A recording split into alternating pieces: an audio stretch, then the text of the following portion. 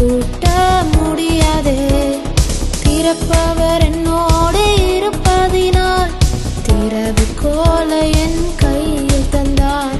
திறப்பவர் என்னோடு இருப்பதினால் திறவுகோலை என் கையில் தந்தார். ஏசாயா 29 அதிகாரம் அதனுடைய 17வது வசனம், லீபனோன் செழிப்பான வயல்வெளியாக மாறும்.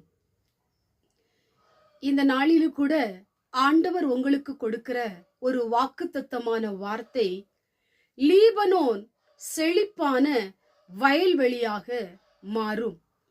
ஆண்டவர் உங்களுக்கு ஒரு அதிசயத்தை செய்ய போகிறார். அந்த அதிசயம் உங்க வாழ்க்கையை செழிப்பான வயல்வெளியாய் மாற்ற போகிறது. லீபனோன் என்பது பனிகளால் சூழப்பட்ட ஒரு இடம். உங்க வாழ்க்கை தேவ பிரசன்னத்தினால், தேவ மகிமையினால், தேவ தயவினால் கர்த்தர் உங்களை சூழ்ந்து உங்க வாழ்க்கையை கர்த்தர் ஆசீர்வதிக்க போகிறார்.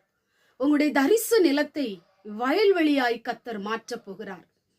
உங்களுடைய காத்திருப்பின் நாட்களுக்கு தக்கதாக நீங்கள் ஆண்டவர் மேல் வைத்த நம்பிக்கை வீணாய் போகாதபடிக்கு, உங்களுடைய விசுவாசத்திலே வளர்ச்சியை கொடுக்கும்படியாக, உங்க வாழ்க்கையை கர்த்தர் ஆசீர்வதிக்கும்படியாக அவர் உங்களை செழிப்பான வயல்வெளியாய் கர்த்தர் மாற்ற போகிறார்.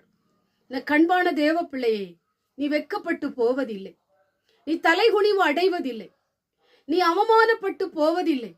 உன் கண்ணீருக்கு ஒரு பலன் உண்டு. கர்த்தர் உங்க வாழ்க்கையிலே எதிர்பார்த்திருக்கிற நன்மையை கர்த்தர் உனக்கு தரப்போகிறார்.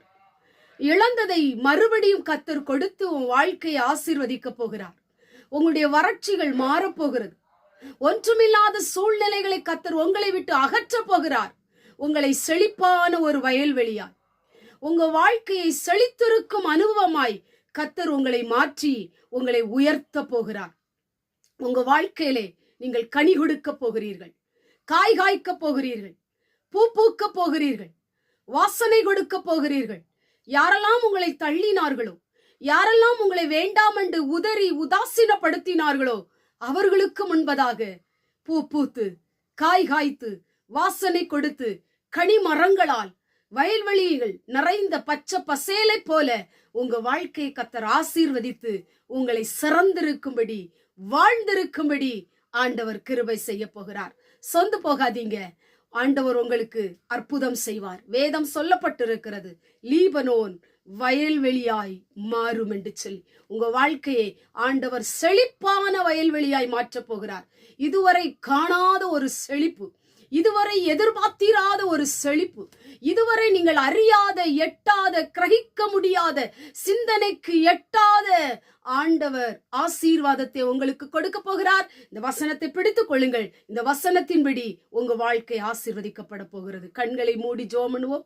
எங்கள் பரிசுத்தமுள்ள நல்ல பிதாவை, கேட்டதான வசனத்தின் மூலமாய் லீபனோன் செழிப்பான வயல்வெளியாய் மாறும் என்று வேதம் சொல்லப்பட்டது போல இந்த வாக்கு தத்தத்தை எங்களுக்கென்று எழுதி வைத்திருக்கிறேன். இதை கேட்கிற, இதை வாசிக்கிற ஒவ்வொருவருக்கும் இந்த வாக்கு தத்தம் நிறைவேறட்டும். இந்த வசனத்தின்படியே ஒவ்வொருவருடைய வாழ்க்கையும் செழிப்பான வயல்வெளியாய் நீ மாற்றப்போவதற்காய் ஸ்தோத்திரம். இயேசுவின் மூலம் ஜெபிக்கிறோம் பிதாவே, ஆமென்.